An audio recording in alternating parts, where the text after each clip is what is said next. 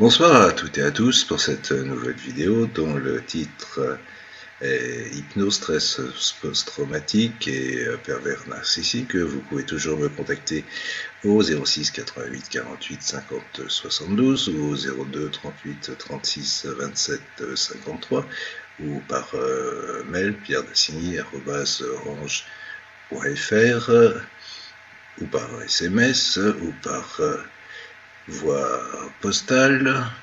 Il existe encore en 2017 des timbres, ceci est encore possible. Pour vous rendre à mon cabinet qui se trouve 8 rue des Écoles, 45 600 Sully-sur-Loire, vous pouvez rentrer par le portail blanc et ne pas sonner à la sonnette de la seconde porte qui donne au premier étage. Cette sonnette que je n'entends pas.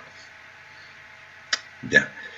Sur ce, reconnu comme thérapie complémentaire par l'Académie nationale de médecine en 2013, l'hypnose est une pratique très ancienne et a connu de nombreux remaniements conceptuels et idéologiques tout au long de son histoire. Avant d'être abandonnée, son efficacité a été remarquée dans le contexte traumatique.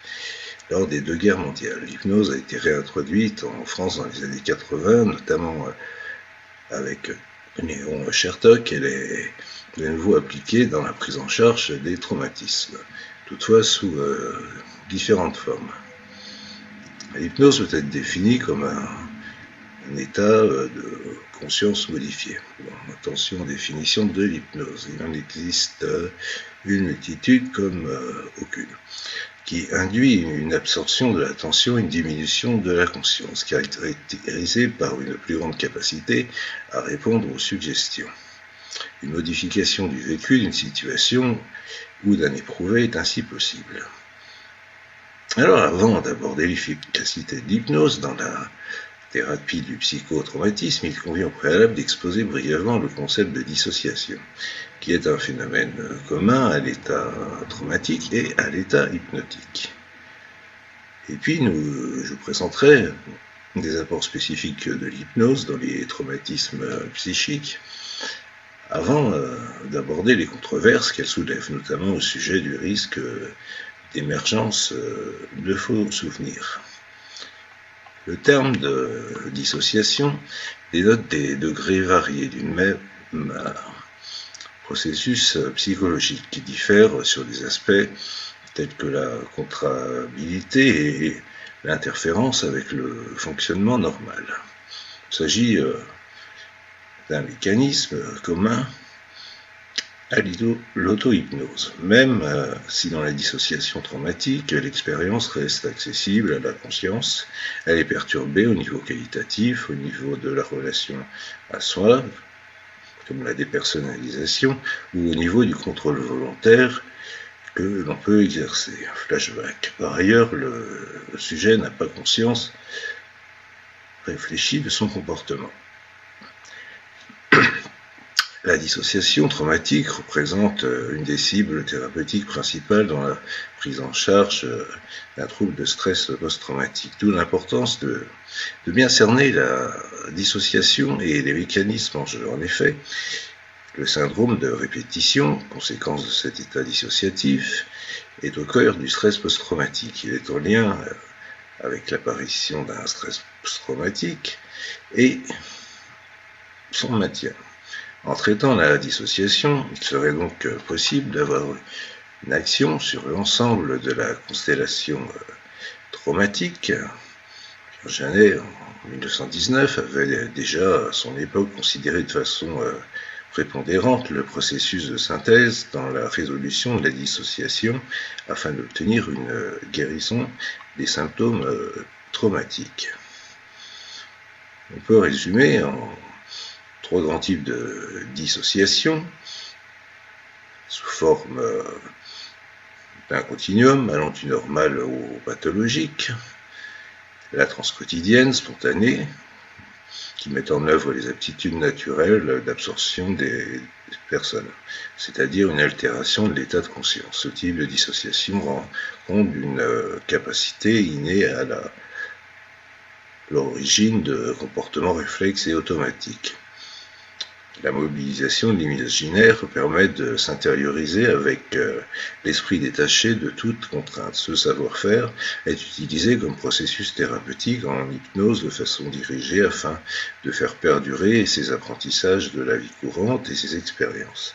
L'hypnose permet de mettre à profit et de réactualiser tous les savoirs en les rendre disponibles dans le présent. Cette dissociation dite normale recouvre également la possibilité de s'adapter, de se protéger d'un choc en se détachant de ces sensations douloureuses ou violentes. Mais la pérennisation de ce processus de défense, en l'absence d'une menace, perturbe le sujet et témoigne d'une manifestation dissociative traumatique pathologique, générant une symptomatologie traumatique. Ce deuxième type de dissociation devient dans ce contexte invalidant, rigide, voire dangereux, puisqu'il ne permet plus au sujet de recevoir les informations contenues dans les émotions ou les ressentis. En continuant jusqu'à l'extrémité du continuum, allant du normal à l'échec pathologique, nous parvenons au troisième type de dissociation, la dissociation structurale. Ce dont rendent compte notamment les troubles dissociatifs de la personnalité. Alors, il est question ici d'une fragmentation de la personnalité, d'une rupture d'unité personnelle. Le moi se trouve comme divisé. C'est pour ça que je vais vous intéresser au premier type de dissociation et détailler les similitudes partagées entre l'état dissociatif traumatique et l'état dissociatif hypnotique, notamment en ce qui concerne l'altération de la perception, de la conscience et du contrôle des mouvements corporels. Pour mieux comprendre l'intérêt d'utiliser ce type de technique dissociative auprès du sujet présentant un trouble de stress post-traumatique, l'événement traumatique rappelle par certains de ses aspects la saturation sensorielle, la confusion, la surprise, les inductions utilisées en hypnose. L'effet du traumatisme serait considéré comme un agent hypnotique, tout comme les 4 syndromes constitutifs du stress post-traumatique, qui renvoient aux 4 composantes de l'hypnose. En effet, l'évitement correspondrait aux conséquences d'une suggestion induite par un stimulus associé au traumatisme, les reviviscences au processus d'absorption et d'attention focalisée sur un souvenir, l'émoussement émotionnel du phénomène dissociatif et enfin l'hyperactivité des sujets affectés par un stress post-traumatique se traduirait en hypnose par une haute réceptivité aux suggestions auxquelles ils répondent sans distance critique, au tournement du facteur critique. Dans d'autres analogies, dans les différents domaines impliqués dans la dissociation cognitive, sensorimotrice, de la conscience, du contrôle de la volonté, ils vont nous permettre de mieux appréhender les processus communs en jeu dans le trauma et l'hypnose. Leur rôle est donc la pertinence de l'indication d'un traitement fondé sur des techniques dissociatives. On peut dresser une grille de lecture des processus physiologiques opérant spontanément sous hypnose et rappelant les réactions traumatiques. Donc, en incluant des mouvements automatiques, la paralysie, l'inhibition des réflexes, les distorsions des perceptions sensorielles et la catalepsie musculaire, on peut utiliser ces correspondances comme dans le cas de M. Nestor, suivi en consultation, qui a eu un accident de la route très grave. M. Nestor conduisait une demi-douzaine de jeunes adolescents lors d'une colonie de vacances lorsqu'il a perdu le contrôle du véhicule et fit plusieurs tonneaux. Sa première sensation était celle de se trouver dans un cauchemar, un véritable cauchemar dont il fallait qu'il se réveille. Malgré ses nombreuses fractures et son traumatisme crânien, il a réussi à s'extraire du véhicule et à marcher pieds nus sur des cactus sans s'en rendre compte. Il a pris conscience de son état physique à la vue du sang qui coulait sur son visage. Et lorsqu'il essaya de parler, il constate alors que sa mâchoire était déboîtée. Il était dissocié de ses sensations corporelles, ce qui produisit une algésie, voire une anesthésie, qui rend bien compte de la valeur adaptative, défensive, de la valeur comportementale péritraumatique. En effet, M. Nestor n'a pas perçu sur le coup de douleur, et son état dissociatif lui a également permis de s'extraire de la voiture pour se mettre à l'abri du danger. Les symptômes dissociatifs exposés font référence aux symptômes négatifs, soit à la perte des fonctions, et sont associés à un sentiment d'impuissance.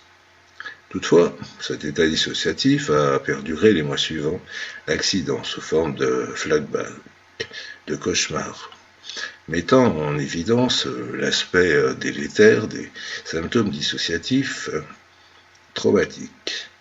Alors, je vais vous indiquer paradoxalement de quelle manière la dissociation peut être thérapeutique en hypnose. Comme par exemple dans le cas de Hubert, un étudiant consultant à la suite du décès traumatique d'un proche. Il est en période d'examen et présente depuis l'événement des troubles de la concentration et ne cesse de se laisser distraire par les bruits environnants. Alors je lui propose de construire un mur d'ultrasons invisible formant une bulle autour de lui afin de le protéger de tous les sons nuisibles. Il peut préparer ainsi une liste noire des sons qui ne peuvent pénétrer ce mur invisible. Lorsque des bruits interférents avec son travail lui parviennent, ils rebondissent très loin comme une balle de ping-pong de façon à ce qu'ils lui deviennent complètement inaudibles. Ainsi, les altérations sensorimotrices conséquentes au traumatisme peuvent être créées sous hypnose avec une stratégie thérapeutique permettant de reprendre le contrôle de la situation là où l'impuissance dominait. D'autres similitudes se retrouvent au niveau de la dissociation cognitive. L'objectif en hypnothérapie est de se défaire du carcan du contrôle, de l'intellect, de la logique, afin de s'ouvrir à l'expérience. Dégagé de son esprit conscient et rationnel, le sujet est au plus près de son vécu, ce qui permet d'accéder à ses ressentis ou perceptions en contournant la réflexion, contournant le facteur critique.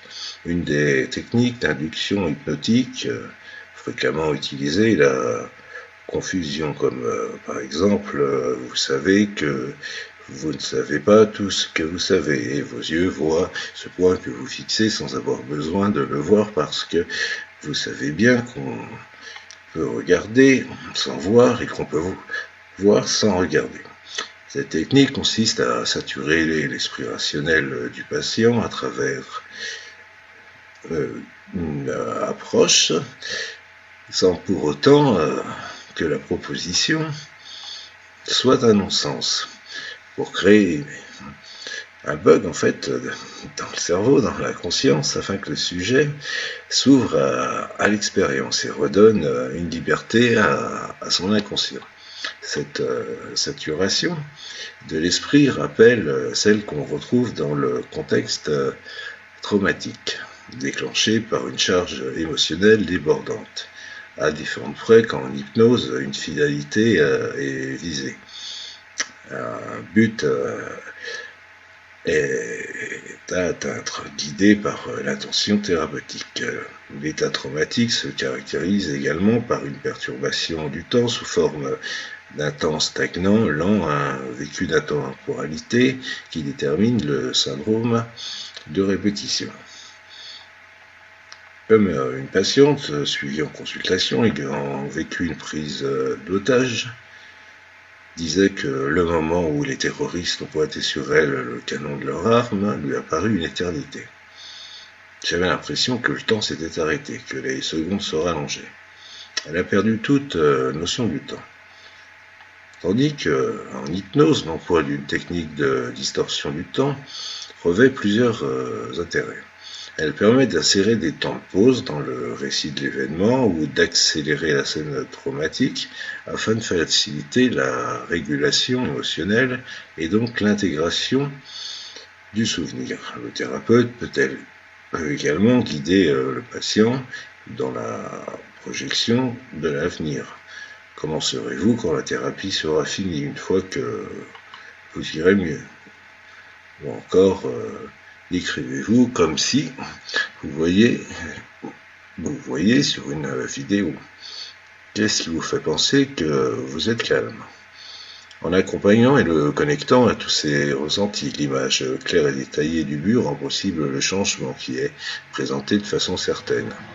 Rendre un espoir au sujet à travers l'idée que c'est possible, lui permettre de se projeter positivement dans le futur et éventuellement créer une métaphore pour qu'il puisse tracer son chemin vers la guérison est important dans le contexte post-traumatique où les personnes ont pour la plupart complètement perdu espoir.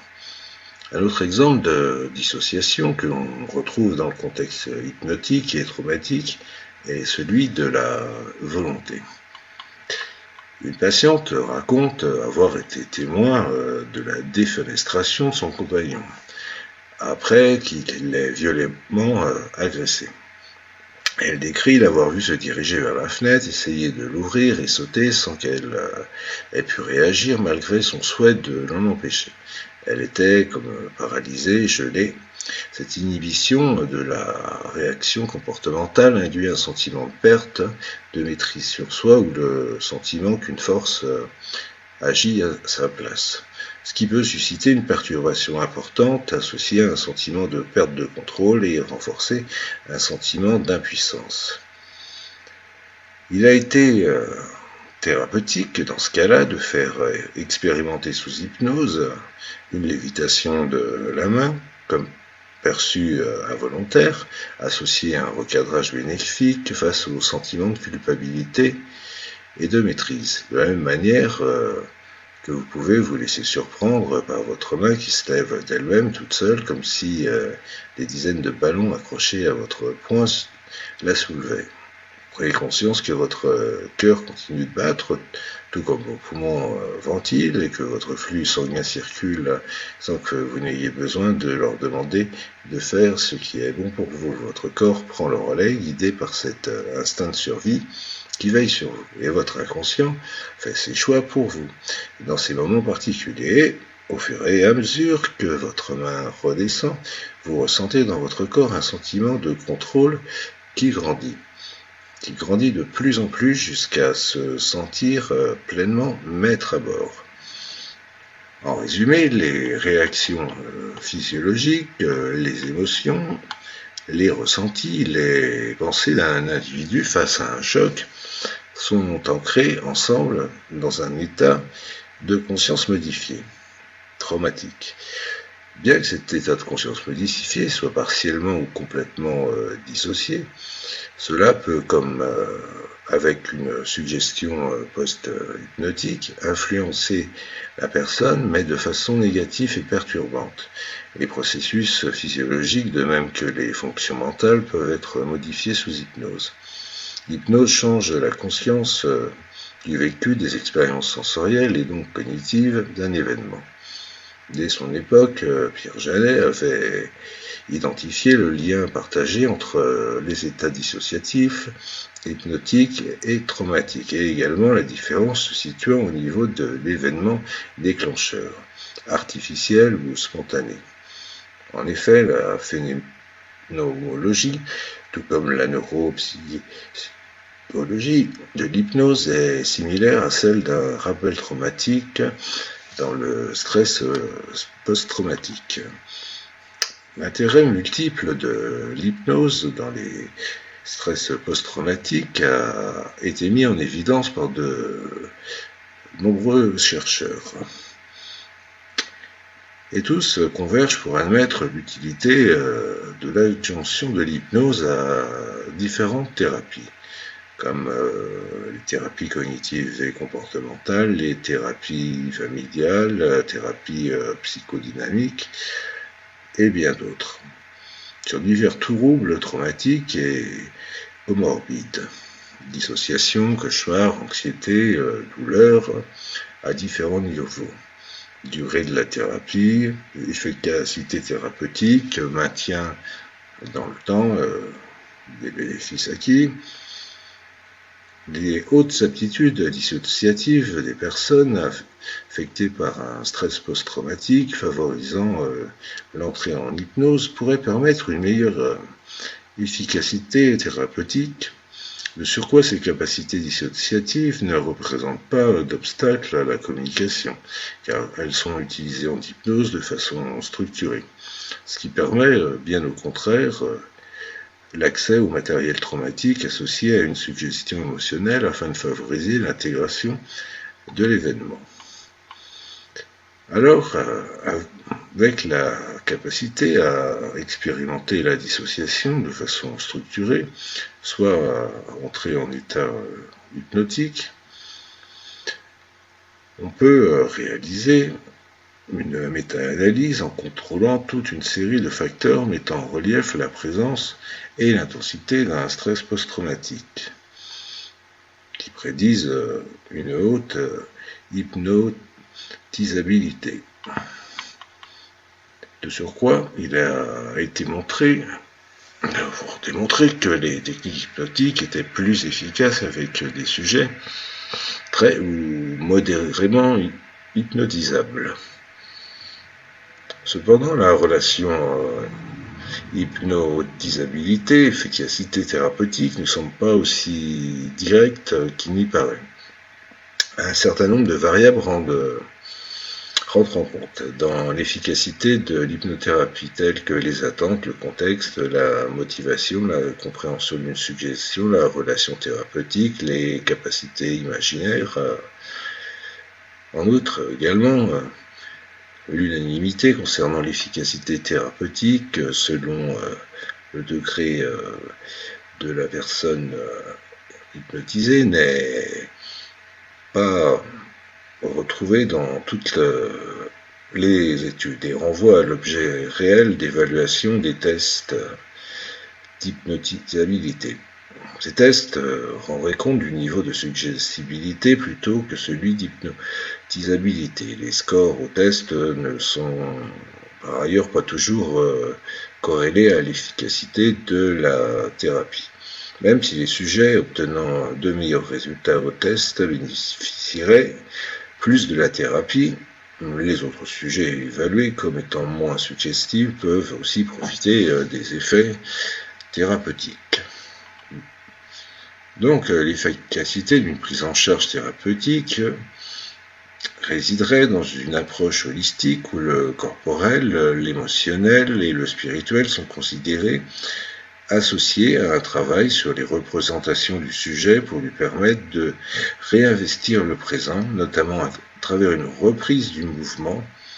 L'objectif n'est pas une guérison, mais une intégration, une reprise du cours de la vie, de sa vie, des projets, puisque le trauma est venu modifier le chemin de vie de la personne. Chaque retour non structuré du trauma, cauchemar, flashback et autres, est un risque d'abréaction non contrôlée. L'enjeu recherché est de réunifier les différents aspects du matériel mortifère, ce qui contribuera à donner un sens au vécu du sujet, tout en contrôlant la manifestation émotionnelle afin d'éviter une retraumatisation. Donc, je peux exposer plus précisément maintenant de quelle manière l'hypnose peut être mise au profit du sujet souffrant d'un stress post-traumatique dans le but d'une réorganisation fonctionnelle. De la même façon, Erickson utilisait les états de transe naturels en psychothérapie, rediriger le savoir-faire des personnes qui expérimentent régulièrement l'état dissociatif montre ses intérêts. Le vécu traumatique sollicite avant tout les émotions, sensations, plutôt que la réflexion, la parole. Or, l'hypnose, approche psychocorporelle, rétablit la communication avec le corps en empruntant les mêmes champs que ceux éprouvés par le contexte du trauma, ouvrant ainsi les portes d'accès au matériel traumatique. Une patiente disait par exemple à propos de son problème: la souffrance que je ressens passe à travers mon corps. C'est comme si j'avais un poison à l'intérieur de moi. Un travail sur ces perceptions a alors été possible. Cette image a été reprise sous hypnose et traitée à l'aide d'une métaphore et d'un accompagnement autour des changements sensoriels et de représentation. On a proposé une séance à cette patiente reposant sur la métaphore du poison, dont elle avait d'ailleurs fait référence auparavant. Et on a évoqué le dosage des vaccins qui, à une juste dose, sont protecteurs et à haute dose sont nocifs et dangereux pour la santé. Puis la patiente a décidé sous hypnose de créer une boisson antidote en s'inspirant d'une recette médicinale concoctée par sa grand-mère. Nous l'avons accompagnée dans ses sensations et avons suggéré un sentiment de libération, de dégagement et de soulagement intérieur, faisant écho aux sensations induites par le poison. En feedback de la séance, la patiente a précisé qu'elle se sentait mieux libérée, qu'elle a ressenti dans ses veines la boisson qui pénétrait et détruisait le poison. Elle a rajouté avoir moins de colère. Par la suite, elle a utilisé en auto-hypnose cette image dans les cas d'émotions douloureuses à gérer. Elle se remettait en situation de boire l'antidote, ce qui permettait un apaisement considérable. Une autre patiente qui consultait pour des violences conjugales et un vécu de maltraitance dans l'enfance a apporté un jour en séance une feuille sur laquelle elle avait écrit ce qu'elle ressentait sur le moment, c'est lu tout seul. L'oiseau blessé, au début, c'est un petit oiseau que sa maman a couvé. Ensuite, l'oisillon est sorti de sa coquille, tant bien que mal. Sa maman l'a nourri, mais ne s'en est pas très bien occupée. Puis le petit oiseau a dû quitter le nid et voler de ses propres ailes, car maman lui a dit « envole-toi », mais un peu trop tôt. Donc il s'est blessé en tombant du nid. Plus tard, il a rencontré un oiseau plus gros, qui lui promettait le bonheur. Il était naïf, il l'a suivi. Mais le méchant oiseau l'a rattrapé et l'a mis en cage durant plusieurs années, après lui avoir cassé les 2 ailes. Un jour que le méchant oiseau était parti, le petit a réussi à s'échapper de sa cage et a disparu. Le méchant oiseau continuait à le rechercher, mais le petit essayait de lutter contre lui. Ensuite, il l'a laissé tranquille. Aujourd'hui, le petit oiseau essaie de recoller ses ailes, mais c'est un oiseau meurtri à jamais. Ce conte métaphorique a été repris sous hypnose en évoluant en cours des séances visant le rétablissement de l'oiseau blessé jusqu'à noter les changements ressentis chez la patiente. La technique qui consiste à transformer un ressenti en une chose, un objet ou un animal, permet d'être au plus près du vécu subjectif du sujet, de ses réactions, sans les transformer par le langage. La confluence entre son vécu et la réalité permet le changement et la concrétisation dans la réalité de ce qui se produit au cours de la séance d'hypnose. L'hypnose, même à un niveau de configuration mentale imagée, symbolique ou logique et réalisme, sont écartés. La mémoire situationnelle non verbale, dans sa théorie de la représentation duale, correspond à un mode de communication employé en hypnose. En effet, Les images, les perceptions sensorielles, auditives, visuelles sont au cœur de l'intervention hypnothérapeutique, ce qui facilite l'interaction avec des patients qui ont des difficultés soit à verbaliser, soit à accéder à des souvenirs pouvant être retranscrits par des codes verbaux.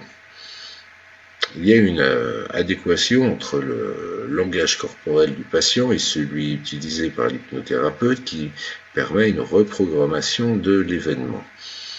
L'hypnose est comme une caméra intérieure qui va filmer non seulement les images, mais aussi les émotions liées à l'événement pour permettre au sujet de les agencer différemment pour une reprise de contrôle sur sa vie. Par ailleurs, des altérations ont été identifiées dans la région du cerveau responsable du traitement du langage, lors des rappels de l'événement traumatique. Et une thérapie classique, où l'intellect et le langage verbal sont nécessaires, s'en trouve donc impactés négativement. Les personnes souffrant de stress post-traumatique dû à choc émotionnel ou une rencontre, une relation avec une personne perverse narcissique n'ont pas toujours les mots correspondant à la violence du vécu pour pouvoir exprimer la disciple, un événement qu'ils ne comprennent pas. Le récit du trauma est une étape importante dans la guérison, car elle permet de replacer l'événement dans l'histoire du sujet, mais ce n'est pas suffisant. En effet, les traces mnésiques restent coincées. Dans une partie émotionnelle, le souvenir ne parvient donc pas à être intégré, à être assimilé. Donc, on indiquait déjà, chez le jeune enfant victime de violence, que le corps devient la seule possibilité d'inscrire et donc d'accéder par la suite au matériel traumatique. L'expression du ressenti corporel et émotionnel est le garant de ce vécu traumatique et une voix à emprunter, autre que celle de la parole directe. Cela est nécessaire afin d'élaborer et de transformer cet éprouvé en représentation. Ainsi, la fabrication de représentations mentales de l'événement se substitue aux barrières verbales et permet l'ouverture sur une nouvelle expérience dans laquelle le sujet aura pris en hypnose. Les images sont souvent statiques, figées, et l'intérêt des techniques hypnotiques réside dans la modification de l'expérience de façon à intégrer ces images dans les schémas précédents du patient. Par ailleurs, un patient peut se dissocier au cours de la séance et devient totalement inaccessible au thérapeute. Ceci peut être illustré par l'exemple de Madame Claude. Madame Claude, victime d'un attentat terroriste, a revécu la scène en consultation. Elle s'est réfugiée derrière le fauteuil, s'est entourée la tête avec son foulard en se cachant les yeux et est restée figée dans cette position un long moment. Elle a été coupée de la réalité, envahie par son souvenir qu'elle revivait littéralement. La communication verbale classique avec cette patiente devenait alors très limitée. L'état de dissociation dans lequel elle était plongée exigeait une approche permettant de rétablir le contact. Alors, pour faire face à ce dessin, invité par la patiente à retrouver un endroit donc sécurisant, dans ce cas-là, ce fut une église. Une église, elle était très croyante. Puis, on a continué notre accompagnement dans ce lieu apaisant sous hypnose jusqu'à ce qu'elle retrouve son calme. Une réorientation classique dans la pièce en prenant la main ou en disant d'un ton fort qu'elle est dans le bureau de son thérapeute n'était pas suffisant pour l'ancrer dans le présent. Il était nécessaire de la rejoindre dans son monde. pour l'aider à retrouver la porte de sortie. L'hypnose a permis de se reconnecter à la partie dissociée, c'est-à-dire à la personnalité émotionnelle, et d'obtenir une réintégration. Le travail de dissociation se fait au niveau de l'expérience traumatique et celui de réassociation au niveau des ressources. Les reviviscences maintiennent en effet le sujet dans un sentiment d'impuissance et de perte de contrôle, de tout contrôle, comme étant complètement dominé. Un premier travail est donc de déterminer les ressources qui ont manqué lors de l'événement. Alors les patients expriment souvent un besoin de maîtrise, de sécurité ou de force. Cet état de ressources se construit à partir d'expériences antérieures associées à un stimulus pour être facilement activé, alors que dans un état normal de conscience, ces ressources n'auraient pas été disponibles.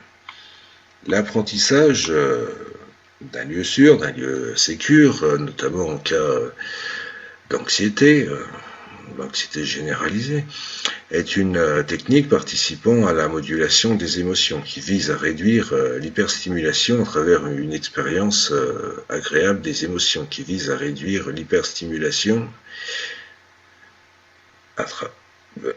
agréable éprouvée. Donc on peut souligner que l'hypnose permet une détente plus importante que celle induite par les différentes autres méthodes de relaxation. Et non, je ne viserai pas la sophrologie. Ouais, bien que si. Il est important d'apprendre au sujet à utiliser la dissociation comme une capacité à gérer les émotions et les événements traumatiques. L'hypnose est utilisée pour réintroduire une base de sécurité, permettant d'explorer un stimulus inquiétant. Le réexaminant d'un point de vue distancié en permet une lecture différente. Le fait de s'exposer au trauma tout en ayant le sentiment d'être calme et de pouvoir maîtriser induit des suggestions positives de sentiments de contrôle qui influencent les croyances dysfonctionnelles et diminuent l'anxiété qui maintenait auparavant les évitements de l'événement. Donc, c'est précisément également l'occasion pour le sujet de réévaluer de façon plus juste l'événement et ses réactions, recadrer et restructurer la perception que les sujets ont d'eux-mêmes passe par le changement de leur image en tant que victime.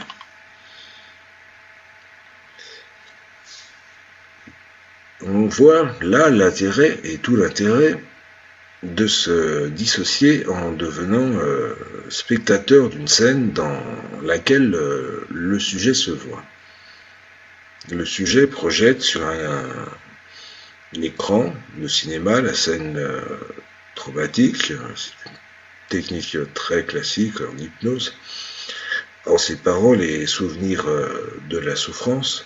D'ailleurs, je ne vous amènerai que des techniques très classiques. Il y a la possibilité, à l'aide d'une télécommande imaginaire, de modifier les éléments du scénario traumatique, accélérer, couper le son, voire en noir et blanc. Il peut titrer le film et l'archiver afin de vérifier et faire en sorte que l'événement existe en dehors de lui, pour qu'il en soit en quelque sorte délivré, sans pour autant en être dessaisi. Alors nous allons voir que la dissociation ne marque que le premier temps d'une démarche qui doit être complétée par une nouvelle association, à savoir le réaménagement à partir des mêmes éléments d'une nouvelle orientation à la réalité. La personne affectée par un stress post-traumatique vit dans son passé traumatique. L'objectif recherché réside donc dans le fait de terminer l'action en cours suspendue, en redonnant un choix à la personne afin qu'elle puisse vivre enfin à nouveau dans le présent. Le vécu émotionnel reste figé, bloqué dans ce temps traumatique, alors que l'histoire de la personne, eh bien elle continue évidemment. Un décalage s'installe et est ravivé à chaque stimulus évoquant la situation et le sentiment d'impuissance ou d'horreur ou de manipulation ou tout autre. Et déjà, Pierre Janet, en 1919, soutenait l'aspect thérapeutique de finir ou compléter une action pour en permettre l'intégration. L'enjeu est de permettre aux patients de sortir de cette séquence fataliste en intégrant un espoir. Intégrer un espoir, redonner un espoir, une possibilité que ça puisse se passer autrement, que ça puisse enfin se passer autrement, en lui montrant d'autres options pour lui, qui ne l'enferment pas dans un schéma morbide et rigide, bien au contraire. Alors, j'ai proposé sous hypnose à Madame Bertrand de modifier l'image de son frère assassiné, allongé près d'un arbre qui lui revenait à l'esprit de façon figée depuis des années, en lui demandant de trouver une solution pour rendre cette image acceptable. Elle effectua la séance en silence et leva le doigt pour indiquer qu'elle avait fini. Elle expliqua en feedback qu'elle avait enterré son frère, qu'il apparaissait maintenant comme un ange avec une auréole, un peu comme une ombre à côté d'elle, et que cette image était dans sa tête. Que ça avait été dur, mais maintenant elle se sentait enfin apaisée, vidée, n'ayant plus le cœur gros. La patiente a conservé à l'esprit une nouvelle image retravaillée et qui n'est plus toxique, tout en ayant bien entendu conscience qu'il ne s'agit pas de la réalité. C'est sa représentation, ses émotions qui ont été modifiées. Les recherches en neuroimagerie ont révélé la valeur réaliste des phénomènes hypnotiques. L'imagination du sujet hypnotisé stimule la même zone du cerveau que lorsque l'action se déroule dans la réalité. Alors ça, c'est super important. Virtualité et réalité se rejoignent et s'entremêlent. Ainsi, l'hypnose va permettre une action, une reprogrammation des traces émotionnelles, sensorielles, douloureuses en représentation plus acceptable pour la personne hypnotisée.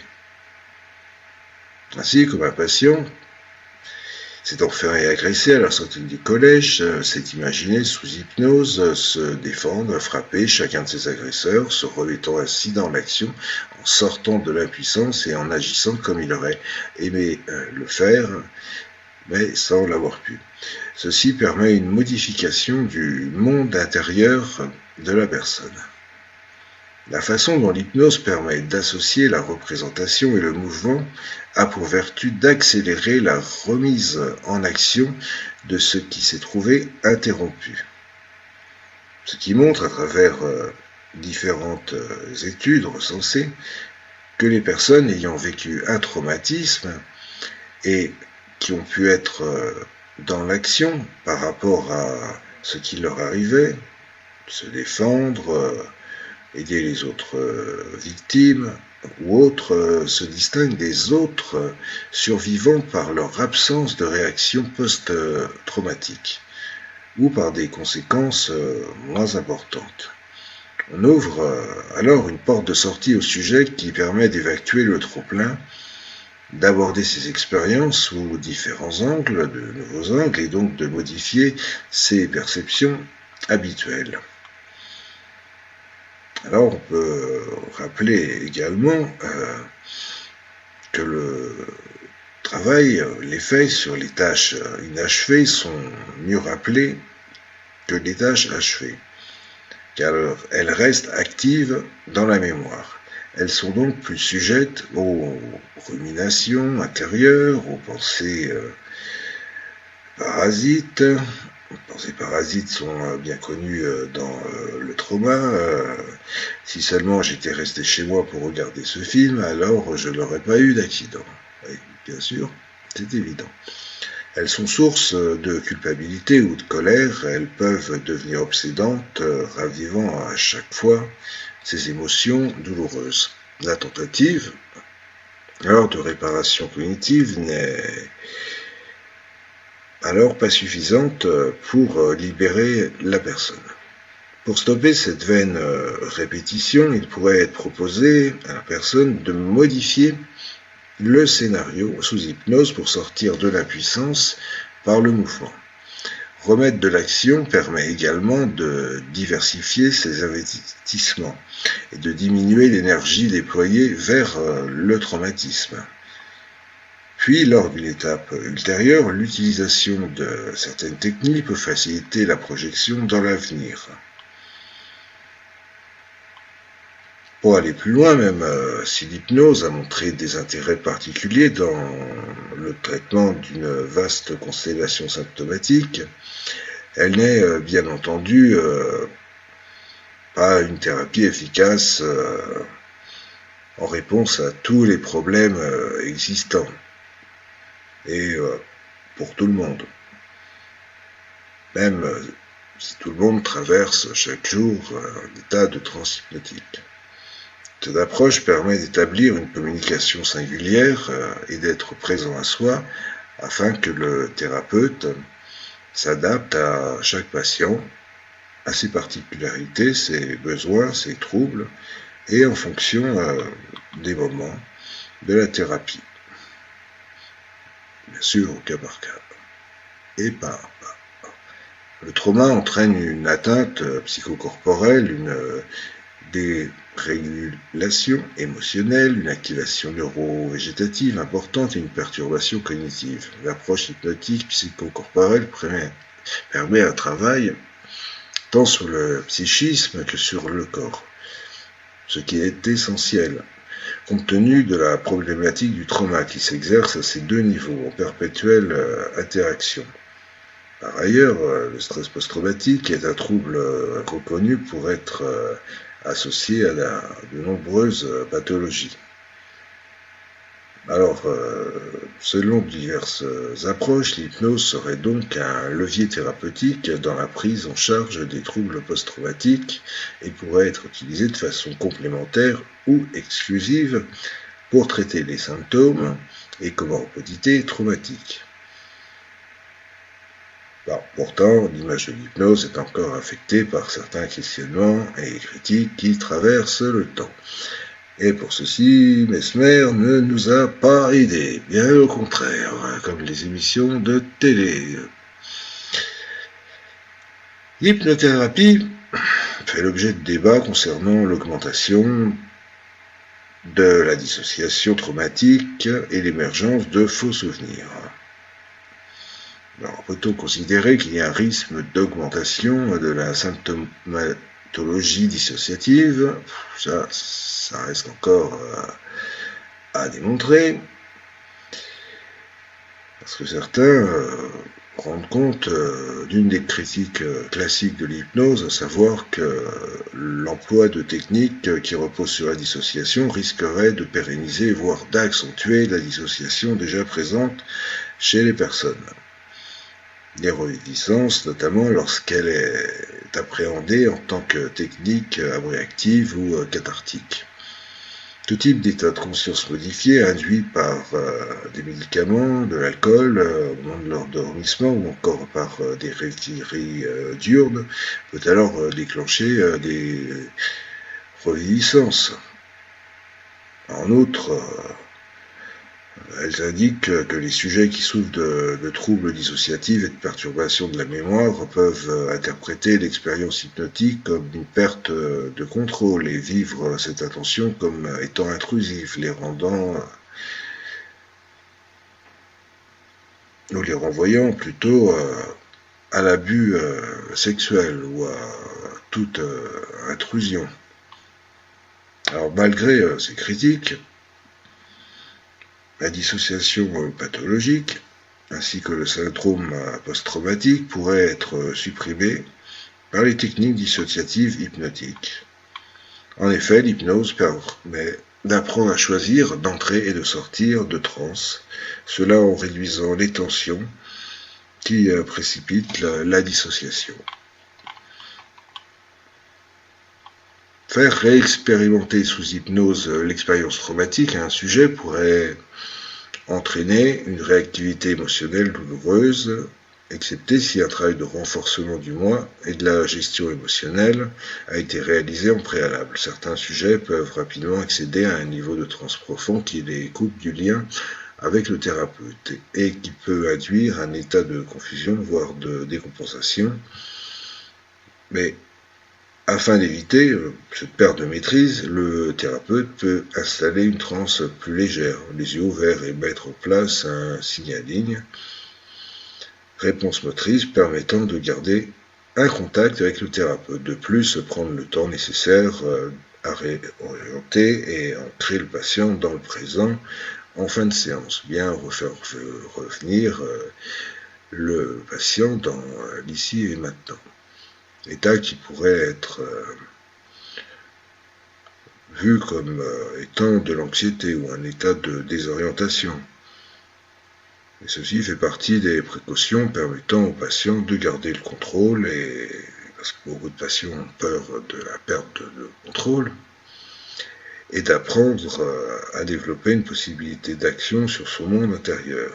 Alors, une perte de contrôle, oui, surtout dans les états de stress post-traumatique, parce qu'ils s'en sentiraient plus vulnérables à la merci de l'autre. Mais une fois que la relation de confiance est instaurée, bien celui-ci ne se produit pas.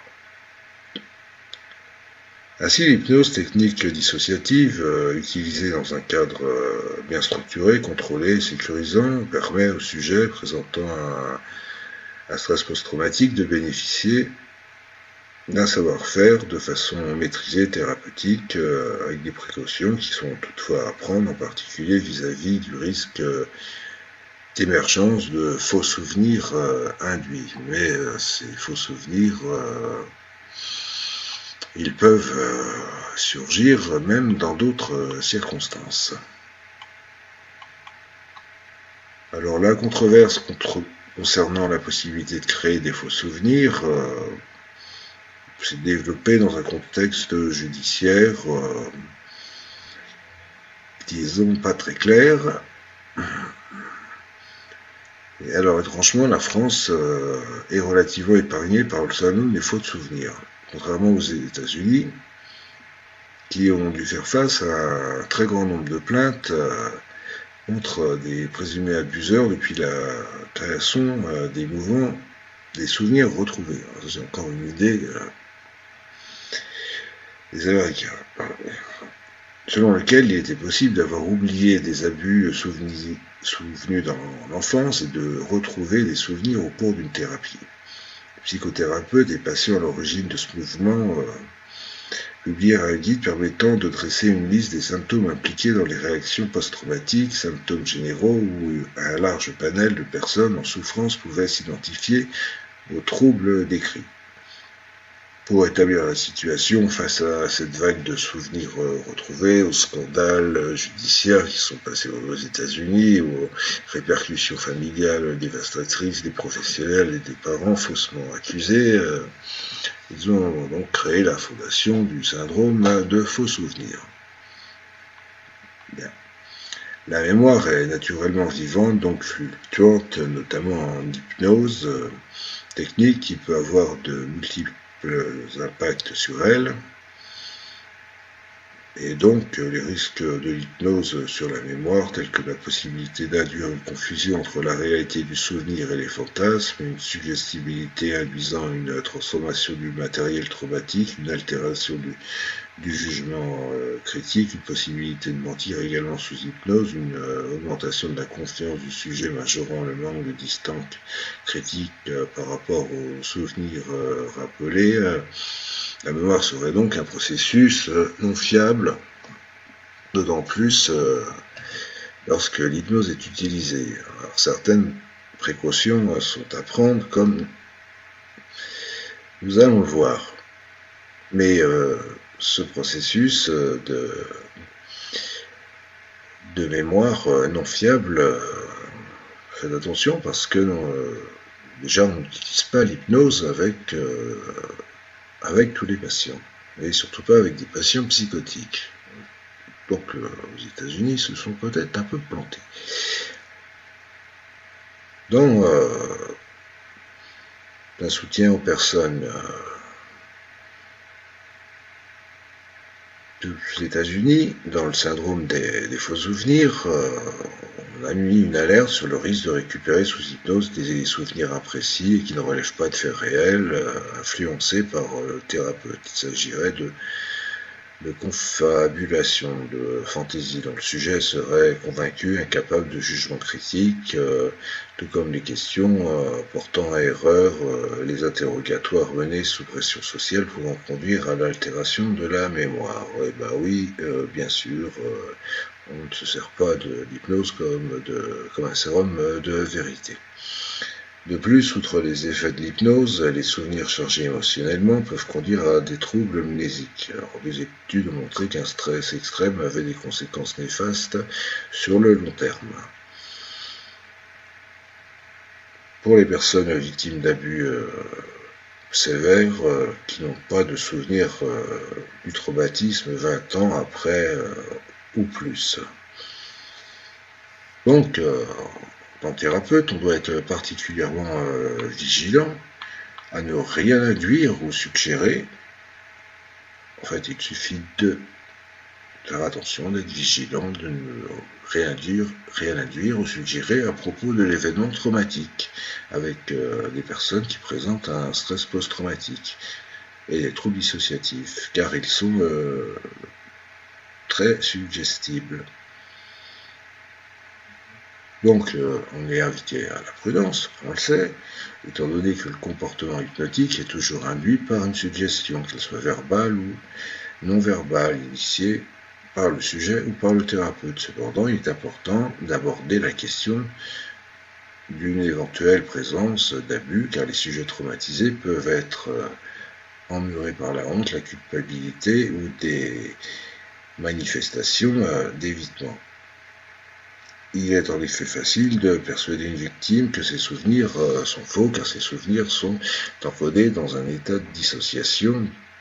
Donc, la personnalité principale ne va pas les reconnaître comme les siens. De surcroît, la technique de régression en âge utilisée pour retrouver les souvenirs, comme le MDR par exemple, n'est pas une reviviscence, mais une reconstruction du passé. Ça, c'est très important de préciser que c'est avant tout une reconstruction du passé.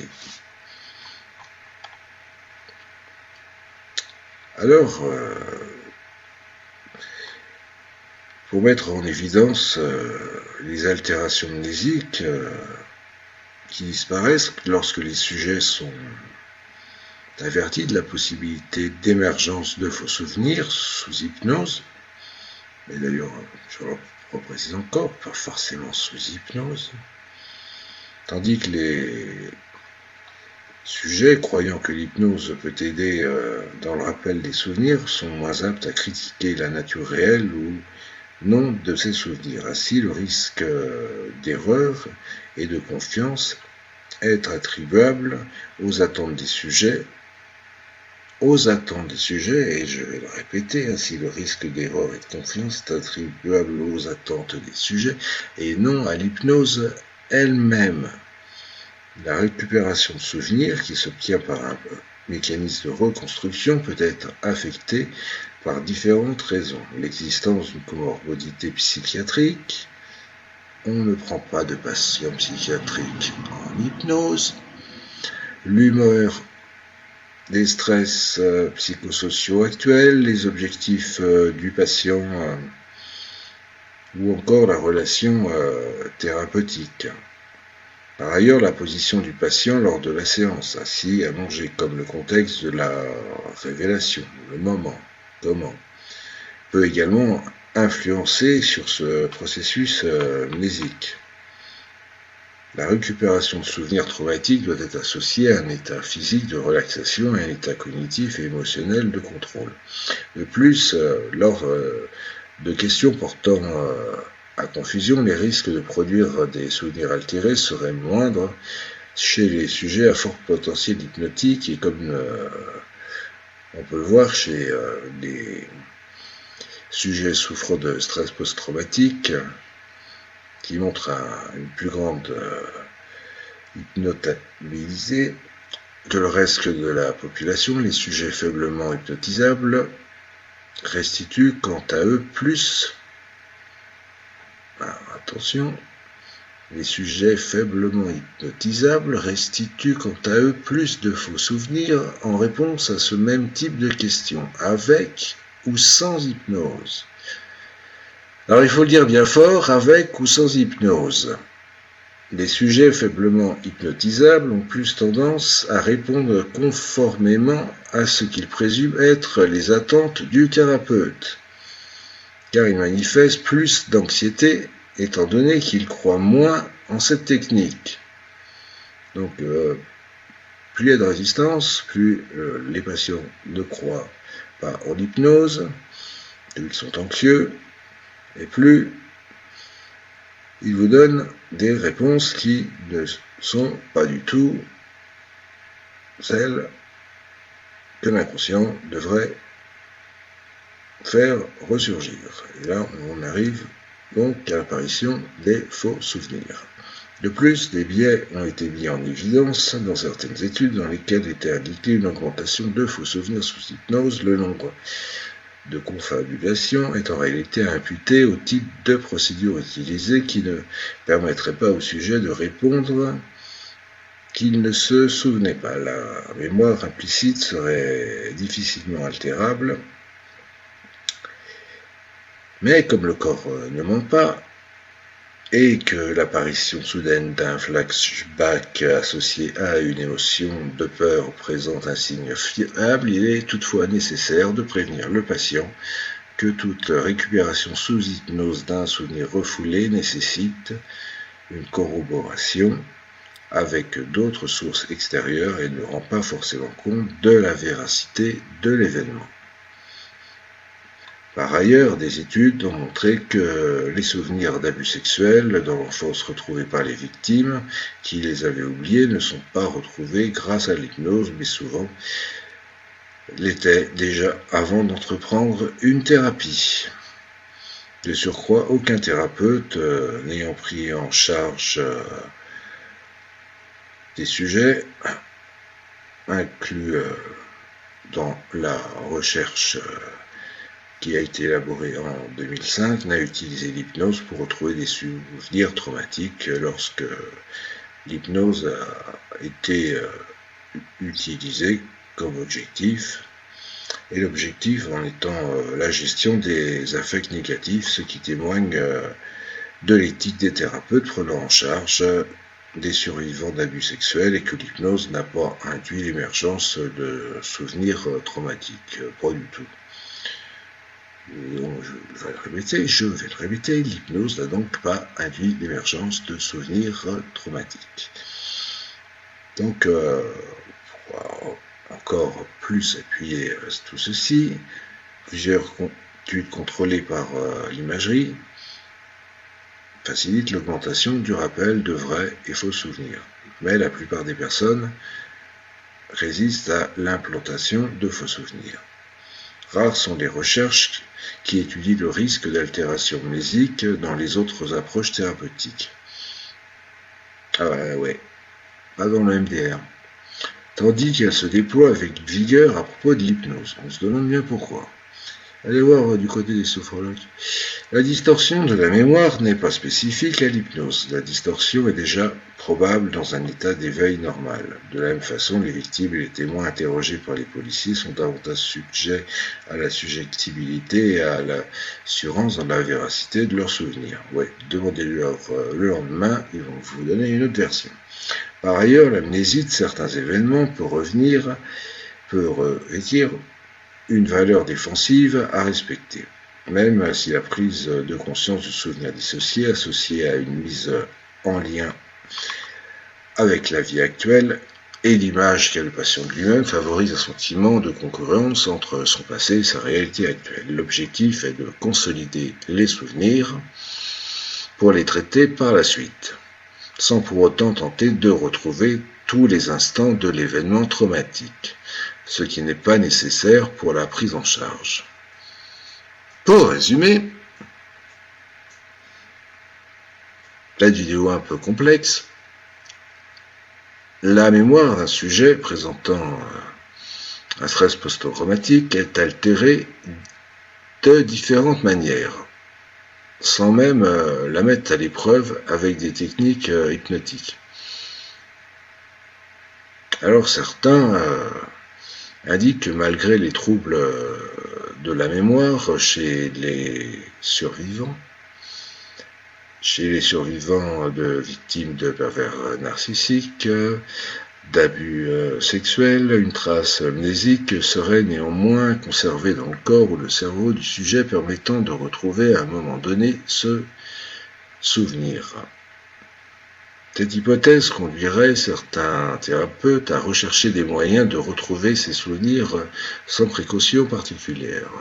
Bon, ça c'est du n'importe quoi et c'est très dangereux. En conclusion, l'hypnose est mise sur le devant de la scène parce qu'il y a trois gus qui jouent au con. Excusez-moi, mais il faut le dire, il y a des connards partout. Alors que dans de nombreux contextes ou approches thérapeutiques, elles sont également susceptibles de produire des distorsions amnésiques. Par ailleurs, la remémoration de souvenirs oubliés se retrouve de façon similaire chez des sujets qui suivent une thérapie et chez ceux qui n'en suivent pas. Alors qu'on laisse tomber les attaques sur l'hypnose, mais qu'on attaque plutôt ceux qui utilisent mal l'hypnose, pour ne pas dire autre chose.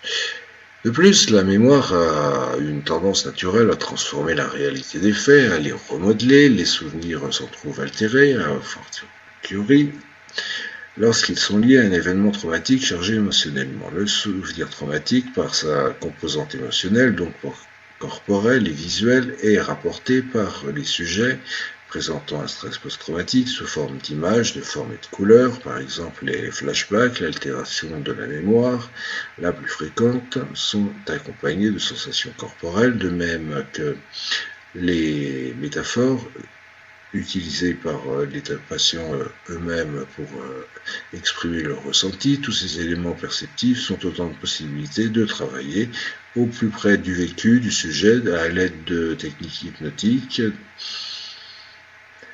L'avantage qu'offrent ces techniques spécifiques est de pouvoir agir non pas sur la réalité de l'événement en tant que fait concret et exact, mais sur la façon dont le sujet l'a éprouvé, l'a vécu. C'est-à-dire sur la trace émotionnelle et perceptive vécue par le patient, d'autant plus que la grande partie des personnes présentent des amnésies à propos de l'événement. Avec cette approche, utilisant les méthodes qui lui sont propres, l'hypnose ne constitue plus une contre-indication, mais bien un moyen d'apaiser la douleur des patients souffrant d'un stress post-traumatique. Vous avez entendu ? L'hypnose représente un moyen d'apaiser la douleur des patients souffrant d'un stress post-traumatique. Merci. Par le biais de la représentation de leur vécu, le fait de présenter le travail comme portant sur la représentation de l'événement, c'est-à-dire sur les émotions négatives, associées et non sa réalité, permet de prendre de la distance et d'éloigner ce risque de confusion. La contre-indication de l'usage de l'hypnose est effective dans le cas où le sujet demanderait de retrouver ses souvenirs oubliés. Pour conclure, enfin, l'hypnose est un outil permettant l'établissement d'un autre type de communication et un accès aux sensations et émotions sollicitées lors d'un traumatisme. De plus, le sentiment d'impuissance et de perte de contrôle est au cœur de la problématique du stress post-traumatique. La reprise d'un sentiment de maîtrise par le biais de la modification du scénario traumatique représente un levier thérapeutique essentiel dans le traitement du stress post-traumatique. L'hypnose aide le sujet à développer un sentiment de sécurité et de compétence par la mobilisation des ressources nécessaires pour faire face aux souvenirs traumatiques. Retrouver un sentiment de contrôle, là où le sujet se sentait vulnérable et impuissant, entraîne une restructuration cognitio-émotionnelle permettant l'intégration et la métabolisation du souvenir traumatique. L'hypnose réouvre ainsi au sujet les champs du possible et lui permet de reprendre une nouvelle direction de sa vie, dans sa vie. C'est là qu'on parle de processus de reconstruction. Après, il existe des rapports et des observations cliniques, il y en a plein, qui mettent en évidence que l'hypnose est un traitement efficace. L'hypnose est un traitement efficace sur le stress post-traumatique et en étant un traitement de surcroît avec des résultats qui concernent l'amélioration clinique des symptômes traumatiques hypomorbides qui témoignent d'un maintien dans le temps des améliorations. Toutes les recherches mobilisées amènent à un échantillon de grande taille qui sont nombreuses et ont été essentiellement réalisées à l'étranger, d'abord au Canada. Il apparaît utile de proposer des données empiriques visant à préciser les effets de ces techniques dans les troubles post-traumatiques afin d'en préciser d'éventuelles indications. Il existe des études sur ce sujet confirmant l'intérêt de l'hypnose dans le traitement des stress post-traumatiques. Je vous remercie pour avoir suivi cette vidéo, l'avoir visionnée dans sa totalité ou pas. Vous faites comme vous voulez. Vous prenez ce que vous voulez, vous partagez ou vous ne partagez pas. Vous prenez le meilleur de vous-même et je vous souhaite de passer une bonne soirée, une agréable nuit où tout ce qui est bien et bon et bienveillant pour vous. Et je vous dis à bientôt pour une prochaine vidéo. Salut à tous!